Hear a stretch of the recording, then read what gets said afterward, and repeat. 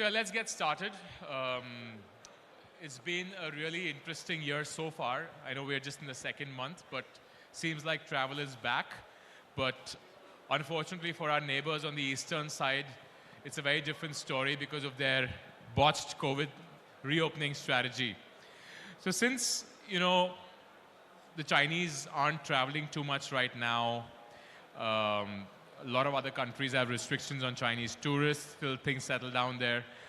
How do you think India is poised to take advantage of this situation? So first of all, I would like to congratulate team OTM for such a successful show, and it's a nice venue. And I have seen that even the participants and the destinations are also like there are some of the new destinations participating.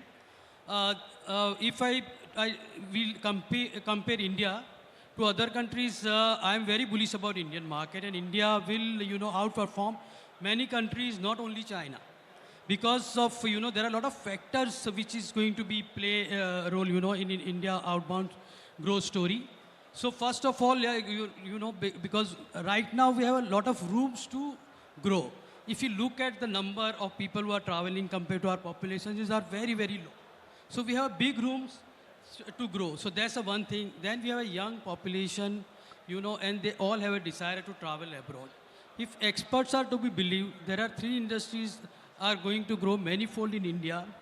That is going to travel and tourism, hospitality and fashion. So and India, what happens, we are trendsetters. Like now the travel is the only subject which you see like everybody likes it. You talk to 7 years old or to the 70 years old, they all are interested to travel and explore the world. So that's how even small percentage grow every year. We are going to be a big market, and so India will outperform. Whether now also even more countries also come in, but everybody looks at India at the sweet spot, and economically also, government is also doing a lot of things for economy. In this budget, the slab have been reduced, so people have more disposable income with them. So outbound has a good future from India, and I'm sure, I think we'll outperform many countries, not only China, but it's a great opportunity, and India will emerge as one of the top source market for quite a few destinations. So we keep talking and we keep comparing India with China, but do you think this resurgence of Indian outbound travelers is a temporary phenomenon? Because once things settle down in China, those numbers are massive as well. Thank you, OTM, for inviting us here. Topic is very interesting, China against India, and really good topic rather. Recently, within last 6 months, I got an opportunity to travel many countries, and then I saw that there is an absence of China market, and I see a lot of potential for Indian market too. And most of the countries with the image of India, they are welcoming Indians, and that's a good phenomenon I see. And I think we can take a lot of opportunity of this. Particularly, we now are coming from group tours and MICE and FIT. We see a lot of potential and acceptability for a tourist from India. Recently, I visited Finland also. I spent almost 1 week in Finland. Normally, these Scandinavian countries, remote places, Indian tourists not that welcome, but I see the proactiveness from all these service providers welcoming Indians. Your question about the China's is temporary one. Sometimes we get scary on that, because today when no one is there and Indians are going there and everybody is welcoming. But then when China opens, they open in the flood. And then people tested that market, and then they start welcoming. So I think the onus on the tour operator, travel agents from India is that to make us such a good package and see that good returns is getting to the overseas suppliers, and make it acquainted to them to see that they should continue servicing to the Indians. And now most of the Indian overseas, they realize that Indians are spending more, and I think that's a good sign. But is it fair to compare India and China? I know we are often clubbed together, but if you look at the per capita GDP income in India is $2,000, whereas in China it's $9,000. So more than 4x the per capita income, that the Chinese have. So is it a fair comparison? I know geographically we are located, right next to each other. We are the world's two most populated countries. So people tend to club us together. Uh, there are some other challenges as well, perhaps maybe a depreciating rupee. I don't know if that's a factor. And we can even talk about the elephant in the room, the TCS factor, which I'm sure in the previous panel they covered as well. So do you think, given these challenges, we can overtake a country like China, even though temporarily we may take a bit of a lead? I'm sure. I think we can do it because most of the people like in the world they have realized that India still have a huge potential to grow, and then our way of traveling is very different.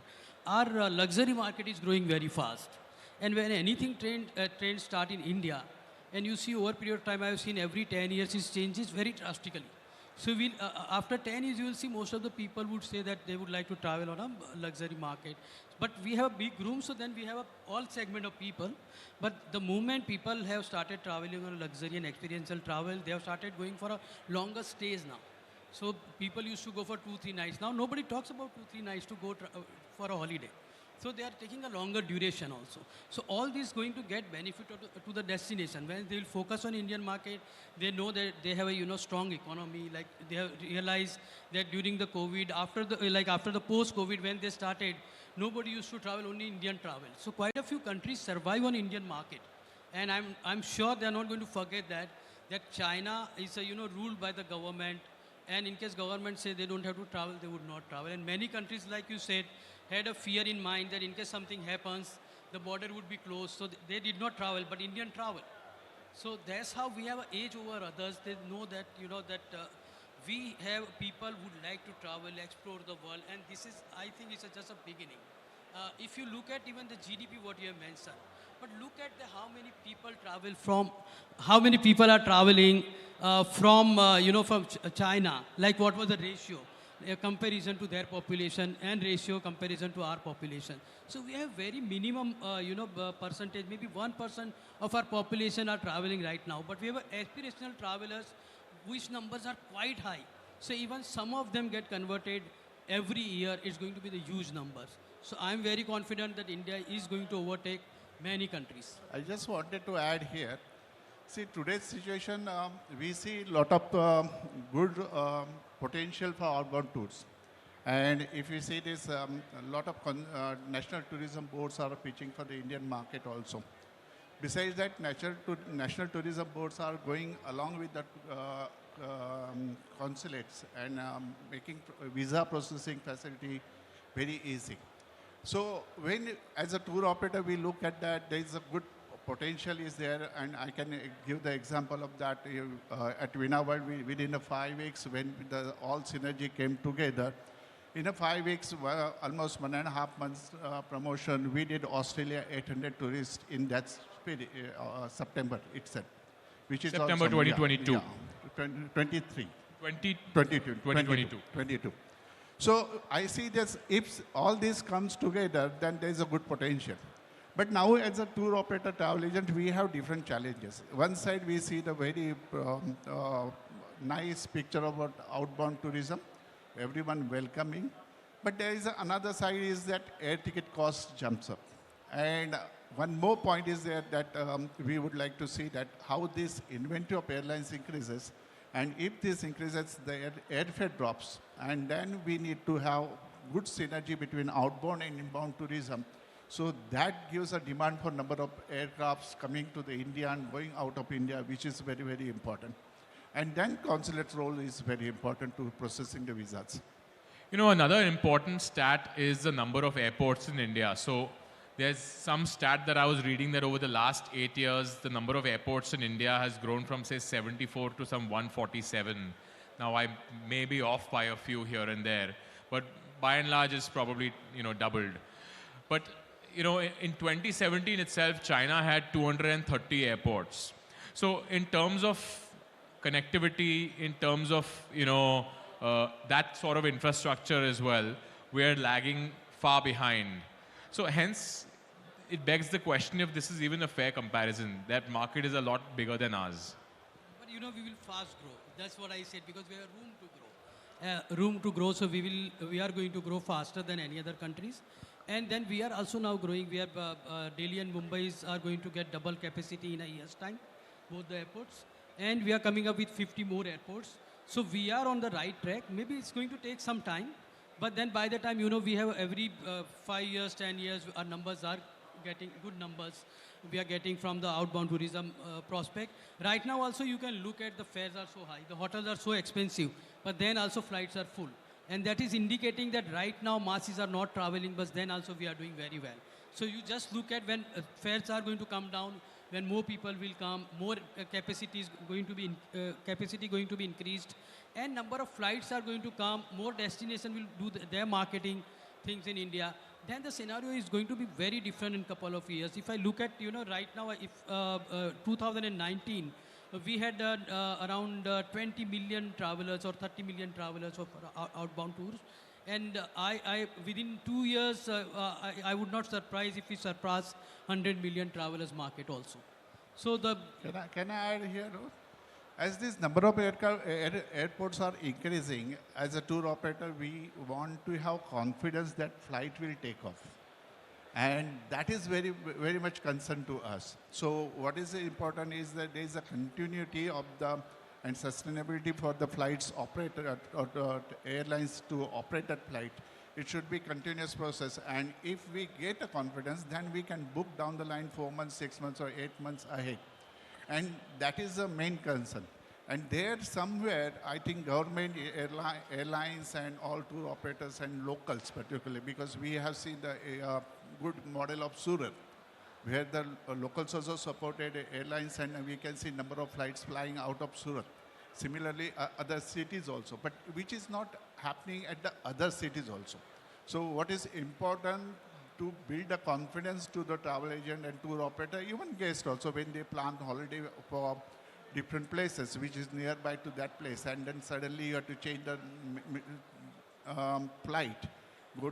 Take example, Pune flight cancelled, then you have to come to all the way to Mumbai and then fly to Delhi or rest of the country or outside country. So then this emergency, which is a very concern to all of us. And that's very important that all airlines should give the confidence to guests also, tourists also, which we normally call guests, and then travel agent and tour operator too. Now, given that these challenges exist, do you think that the government can do a lot more for the outbound travel industry? It doesn't seem like that, because we were hoping to have the 5% TCS waived off in the budget, but now they've increased the TCS, proposed to increase the TCS to 20%. Do regulations like these really hamper the efforts of the outbound tourism market?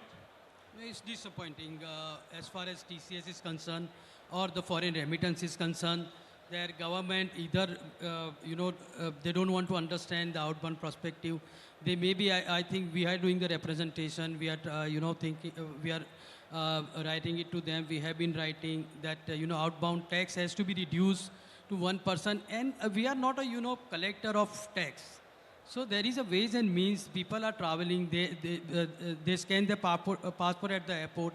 They can get their record. So I don't see any sense of taking TCS through us from the passengers. So that's one thing that is a problem. And then another biggest challenge what we have right now about the foreign remittances. TCS and foreign remittances. That means I cannot market my product outside India. In case I want to product, and you are allowing other foreign companies to market their product in India. So that means they can do business in India, but being an Indian tour operator, they cannot do business with the foreigners or NRIs in case they do, because they don't have a PAN card to remit the money. So these two issues are very, we are really concerned about these two issues, and we are hopeful that we get a hearing from government and we can explain them in details that how is going to impact on their revenue as well. We are also going to lose business, but at the same time, I think there's a loss to the government also. I just add to this, thanks for COVID for bringing travel industry together. 2 years back or 3 years back, we were fragmented. And today, all associations are coming together. And I think that's a good sign. And all this coming together, giving our proposal to the finance minister, I think this time it will be more effective. And we are very optimistic that some solution will come within next 2 months or 3 months, because the implementation will start later on. So we wait and watch policies there, as well as last 2 days discussing on various platform. Everybody's initiated dialogues, and they are referring back to finance minister. So let's hope for better outcome. Yep. Now these are government-related issues, but what are some of the opportunities for investment and expansion in outbound travel, and if there are any risks associated with it? There is a huge opportunity for investment. All the destinations are looking at India, and right now you can just see the Saudi. They have been investing so much of money in India. They are coming up with their new products. Likewise, there are other countries also, and everybody is looking at India because they know the India story, and they know what potential Indian outbound market has. And they understand very well. They foresee the the India is going to emerge as a one of the top source, emerge as a leading outbound market of the world. So they are focusing in India. A lot of investment is coming to India, and that's what we have to explain to the government, that we are not only taking out the foreign exchange from India, we are bringing foreign exchange also. And this is not only one-way street. We go, they meet us, they become our friends. And then when we do business with them, they would like to come to India, and they would also like to do the business. So it's a both ways, and there is a huge investment opportunity. What I think government is also doing, and whatever infrastructure they are creating, I think back of the mind, they know that this is not only for a domestic or inbound. So many flights are coming, so many big airports, international airport, that all are because of the international and outbound travel, and which is a fast growing segment from India. Domestic is also growing post-COVID very fast. And that also the luxury segment in India, because earlier even the luxury hotels, they never used to concentrate on Indian market. They used to think India is not going to pay them that kind of an amount. So they used to concentrate only on inbound market. But they have realized during COVID that India has a huge potential to grow. The India outbound and domestic both will grow very fast, and there is a huge opportunity for all the destinations to come and invest in India and open their offices and all. And that way, Indian government is also going to get a good revenue and the foreign exchange. Yeah, real quick, you mentioned luxury market a few times in our conversation so far. How are some of these foreign tourism boards looking at India? Are they looking at who's driving that growth? Is it the luxury market that's driving the growth, or is it the middle class that's driving the growth? So right now, luxury market is growing the growth because of the higher fares and all, but overall it's going to be mixed. So it's a big market, and we cannot ignore the masses. So it's going to grow with the masses only. The big numbers are going to come from them, that only. But yes, right now the luxury market is, more aggressive in terms of numbers for the outbound. Here, just I want to add is, particularly this market, the way National Tourism Board promote here in India, is very important. That still print media is very important in our country. If you see that print media where the ad comes, basically major tour operators come. So I saw the penetration into the market through basically group tours, which is the middle segment you mentioned about that, because high segment never travel in the group.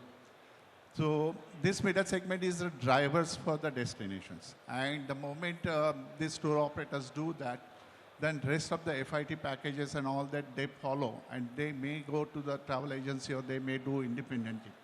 But these are the driving force, particular work on that. What you guys mentioned about the luxury, there are certain countries like Maldives and all the other countries, they focus because during the past few years, means during the COVID, they were the first one to open. And then Indians were desperate to travel and ready to pay any money. So then they travel. But the moment this market is open, so then all national tourism boards who are present in India are focusing mainly on mid-segment, and they look for the good numbers coming from India. And then there is a good potential for them also to handle numbers there. And there is a growth I saw in many countries coming from India. And they are very happy. And that's the reason we can see many people are here. So you're saying the group travel is the one that's leading the surge, and that's where the numbers come from. And once there's success there, FIT travel, luxury travel follows that, right? Okay. What about? Correct. I was coming to that. What about mice exactly, right? I was just getting to mice. Yeah. Mice is another segment. Mice is another segment. Wedding is also, catching up very fast. And like what I said that India, we are like not a very experimental, but we are followers. We are in our, we follow each other, whatever society, whatever, circle you are there. You would like to try to do better than your peers. So that is what is happening, and that's how I see that people are spending so much of money for destination wedding, and also there are a lot of verticals within travel, and that's what I'm saying. Only right now we have started with this, but then once masses start, the numbers are going to be big numbers. One more is there, wedding and mice. These countries started focusing specifically India with their separate department, which we have seen some countries there, other than tourism boards, they are focusing mice and wedding and see that what incentives we can give to them, attract to them, invite them. And that's happening, and that's a good sign also. And then we say a lot of inquiries coming forward. And then particular MICE is again dominated. I mentioned about the inventory of flights tickets and ease of operation for visa. And there, the acceptability is more. How challenging is the visa situation for people from India?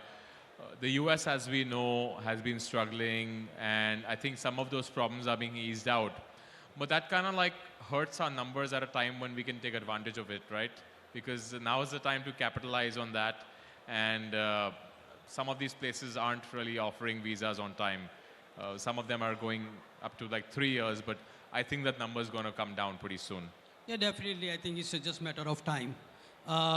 Then, in case the visa is only the first point of travel starting, so they cannot ignore that. But yes, at the same time, we have to understand that it's a very sensitive area where they need a very trained people to do it. And after COVID, there is a manpower crunch all across the world in all department, even the government department also, because I think and that's the reason they are taking time. But I am sure this is going to sort it out early, and those who will take action faster, they are going to get benefit. And I don't want to name, but a few countries are already streamlined, and they started issuing the visas faster than before. And I'm sure that soon others will also follow. In visa particular, there is one more peculiar problem which we never realized that. Most of the European countries and other places, they have there is a problem of manpower, less manpower. I visited a number of countries last 6 months, though the inventory is 200 rooms, they are operating only 100 rooms. And though the capacity is there, they are not having the capacity. So then what we realize that certain countries are restricting that flow also. And then at the same time, we expect them to open it. And now very important that wherever the on-arrival visa is there, that destination is more acceptable to the Indian tourists because the worry is not there. Money is not stuck, and then processing time is not. So as a tour operator, we always feel and comfortable with the consulate who gives decision within the specific time. If they take 1 month, 3 weeks, 3 days, then it is very good for us. And then we can plan accordingly. And the things are moving, improving rather. Early days there was a problem, but some European consulates are giving favorable response and things are going ahead. Again, what's benefit is that the moment certain countries realize that people need to stay more at our country, then they welcome your tourists and stay at their place. Only thing is now the verification started, and sometimes it takes time. But I see that within down the line, 3, 4 months or 6 months down the line, things will improve. And definitely we have good days, except for the budget question. So we'll see that how it to handle. So I would like to add here also that, everybody wants business, everybody wants to streamline visa process, but they also have a challenges because, we have lost human life also. So some percentage of them, and they need expert people. So it's everywhere, like Sudhir sir has mentioned, that even the airline has a shortage of manpower. Airport has some of the people, even after 2 years, their circumstances have been changed. They do not want to travel. They do not want to work in, other countries. And at the same time, 2 years, I'm frequently hearing from the people, and the people are getting lazy also. They don't want to work. They don't want to go outside. They are in their comfort zone. This is overseas? Overseas, yeah, Yes. yeah. So they are in their comfort zone. And here also I feel that, the young people, the people who would like to work from home, that's not good for them, for their growth. It's maybe good for an employer, but not for as an employee. It's not a good idea to work from home all the time, because unless you don't go out of your home, you don't, interact with people, you are not going to open up your mind. You have to look up someone better than you to improve yourself. And that's why when you're starting of career, if you come to that comfort zone, it's not going to be the good for the future. So that's a lot of challenges, and it was a big thing. So COVID was not like the 2 years is a big number without working. I faced that issue. Before you, I just wanted to add that new trend is happening that like US issuing 10 years visa. So then as a tour operator, we see that how we can encash 10 years visa. So normally we have East Coast, West Coast, then Orlando, and then now the new destinations coming in USA. So that is another advantage. All countries started looking at that, and now we saw that people are issuing long-term visa. Early days, 3 days visa and 10 days visa and 15 Europe days. is still issuing short-term visa, where if your plans change by even one day, One day, yeah. Some at times, that's the yes. problem. But you have travel history about 3-4 visas and Schengen, then you apply for 2 years visa and 5 years visa. You can request, sometimes they grant that. And I have seen a lot of guests having long-term visa. They travel twice or in 2 years, 3 times to the country, and their decision making is very faster. So we saw that certain countries giving 1 year visa. We did Australia, that we got an advantage that earlier they did some other destination, we covered this other destination. So then that acceptability is there, and tourism board also realized that this works in India. Early days are just tick mark for the country and then never touch that country again. These things are changing because of the COVID, and now people are accepting going for second time, third time, fourth time abroad, and maybe same country. So you're saying that because of these visa issues, albeit temporary, you're, as a travel agent, as a tour operator, you're also pushing the same destination, but perhaps different experiences in that destination. For example, you may push the western coast of Australia, Perth, on one trip, and maybe the outbacks on the other trip, or similarly, perhaps the east coast of the US and then the west coast of the US. Yeah, it has an added advantage to the consumer also, no? Because he is not spending visa fee again. There's no visa So headache then. headache Yeah, again. And correct. the mindset is very clear. He can travel quickly. And I think that is also good source of income for tour operator, travel agent to encourage them to travel again. But are people open to traveling to the same destination, in the span of a year? Is there? Because early days, we being spent 30 years in this industry, we realized that early days people used to travel to Europe one day, one country, and never visit again. Now we see the people visiting Switzerland 2 times or 3 times, going to France and then South France again. So England, then going to Scotland again. All these things are happening. Then England, Ireland, common visa. So that is also helping them. So See, because market is getting mature, we never, if you, 30 years before we never used That to exposure know about, wasn't there and 30 years exposure ago. wasn't Today, there. there's We did not more have an interest. international cuisine here, so we used to be in our cocoon that, we would like to stick to our meal and all. So now we have exposure, we have international, brands here, so we know what to buy, what to eat, where to go, and how many days does it take. So we don't mind even repeating, because it's going to be a different, altogether the country is different, but the experience is going to be different Right. altogether. You can go to the Lake District in the Correct. north of In the England, north which is of- very yes, different from going to very London or different maybe from- the south, Absolutely, And absolutely. also I want to talk about the changing trends. Like you mentioned earlier, people wanted to go for 2 days, 3 days. As a kid, I've been on those Europe tours where you run 9 countries in 11 days, and honestly, at the end of it, you spend more time in that bus, and you're in a bit of a daze, कि ठिकाना नहीं है कि आप किस country में हो. Are we seeing a change of trend where there's slow travel, at least the evolved traveler now, especially with the option to work remotely, sometimes they want to spend maybe a summer in New York and maybe enroll their kid in some classes as well. So, and maybe live like a local, right? Rent an apartment, a service apartment. So are we seeing some of those trends as well that are adding to the numbers Yeah, and that in is terms what of the dollars spent it in is outbound? happening in FITs, but I don't know about the group. Yeah, They probably must be not in knowing- group. It's even not feasible for they group. must have changed. No, I'm sure. I think they must have changed their itinerary. It may not be now 1 night or 2 nights. They must be giving as per the required time, maybe the minimum, but they can explore the destination fully. They are not going to touch and go kind of itinerary. So I'm sure, but FIT, yeah, you rightly said, people are doing. They are staying for 10 days, 15 days. Even during COVID, they have learned because they stayed for 16 nights, 15 nights in Maldives and in luxury resorts also. They have spent that kind of time. So now they know that they can, work remotely. So people are going for a longer stay. They are going for a month also, 2 months also, on a different places and work from there. They are going for 15 days also. Even honeymooners have started going from 20 days to 1 month. So which never used to be like That's a this. make or break, right? Yeah, so it has to be only 4-5 days affair or 7 days affair. So there is a big change in Indian dynamics, and that is going to drive our growth as far as outbound is concerned. In particular group, post-COVID, we can see the trend is mono country, which you did early days, one day in the country.